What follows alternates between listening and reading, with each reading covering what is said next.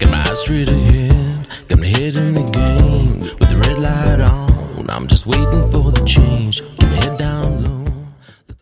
Wow. Today is the 7th of January 2025, and already 2025 is off to just a rocking start. There's been so much turmoil, I think, in the world. I haven't even gone over all the things that have happened just in the States so far. But probably this story here, one of the biggest, well, it's going to be one of the biggest stories for at least a week. Okay, you can never tell what's going to be the biggest story for the whole year because it just seems like one minute something massive happens. It only takes a couple of days, and then something else even bigger happens, and you're sitting there going, "Wow, this is a massive story." But surely this will be a big story for a few days at least. Justin Trudeau, he's out. Looks like he's gone from being the Canadian Prime Minister. This fellow always reminded me of the Premier that we had here in Australia, Dan Andrews. They both took to being, wannabe despots, dictators, very easily, like a duck to water. I'm going to read to you what Alex Berenson has said about Justin Trudeau. I think his opinion piece is very succinct at times. He says Dustin cannot talk. Justin Trudeau is out. Even Canada has had enough. That's true, eh? It seemed like Canadians could just put up with so much. Anyway, so Trudeau, the Canadian Prime Minister, pays the price as the pendulum swings against COVID authoritarians globally. That's what he says at the moment. But as I said the other day, there's a new one coming. So we'll see how it goes. The wicked witch of the North has melted away. Everyone who hated COVID vaccines and lockdown mandates should cheer Justin Trudeau, who imposed strict rules in Canada, then declared a national emergency when citizens protested, is losing his job as Prime Minister. Trudeau said Monday he will step down as soon as his Liberal Party names a replacement. Perhaps the biggest surprise is that Trudeau lasted so long. His approval ratings are now even worse than Smoky Joe Biden's. 74% of Canadians say they dislike him. Oh, wow. Canadian politics are generally centrist, in keeping with the country's tendency towards what Canadians call civility, and skeptics view more as a passive aggressive enforced conformity that puts Japan's to shame. Either way, Trudeau's initial COVID lockdowns reflected his country's mood. His approval rating actually rose in spring of 2020. Like Australia, especially like Victoria, but the whole of Australia, really. So, like Australia, Ireland, and New Zealand, Canada embraced restrictive COVID lockdowns and mandates at first. The country effectively closed its borders except its essential trade in 2020.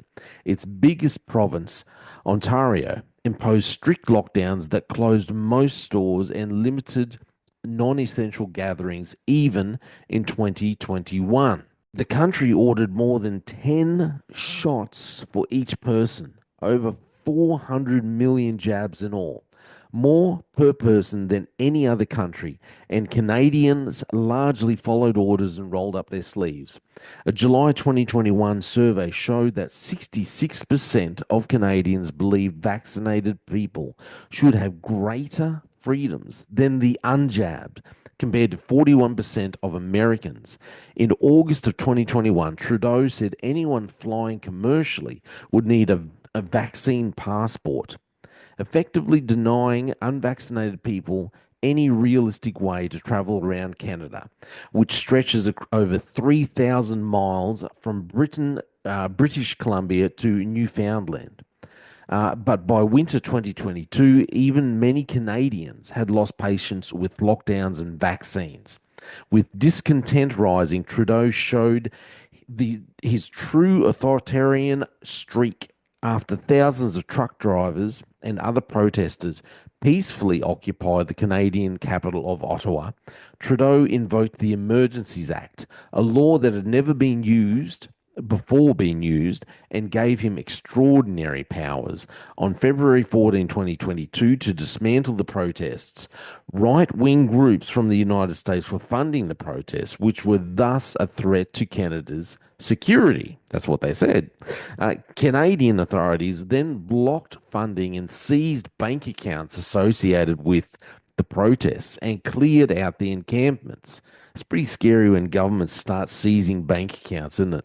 So, months later, CBC News reported that the Canadian government had known, even before it invoked the Emergencies Act, that its rationale was nonsense. And in January 2024, Canadian court ruled the government should never have invoked the act. Trudeau said he never had any regrets. No regrets, he said.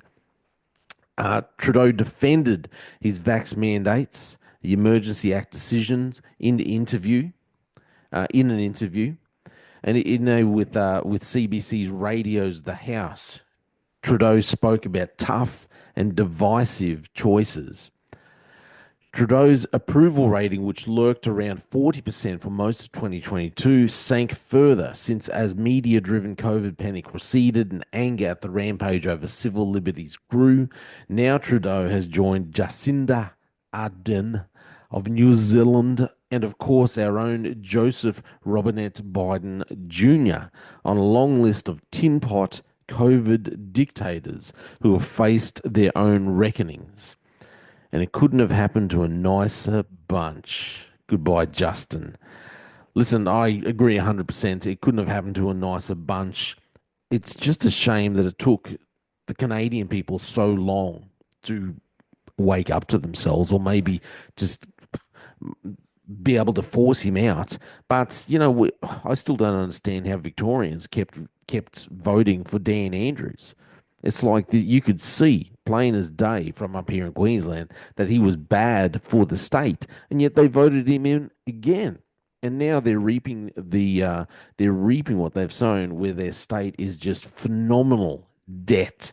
It's just going to drag the whole state down.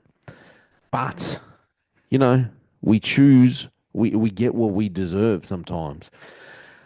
Anyway, let me know what you think. I think this is good. I think it's good for the world. It's definitely good for Canada.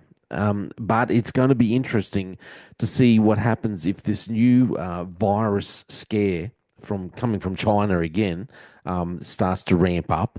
With, after what, who the World Health Organization spoke about the other day, with trying to ramp up vaccine and medical and medicine for this new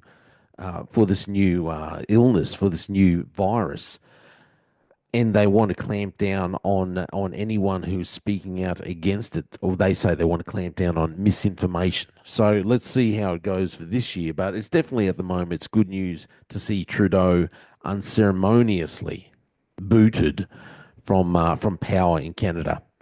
But I'm pretty sure the World Economic Forum will have someone else lined up ready to go. That's just my opinion. I'm Jay Fallon. Thanks for listening to The Slippery Slope. Please like and share when you get a chance. They just fuel a desire that will take me high.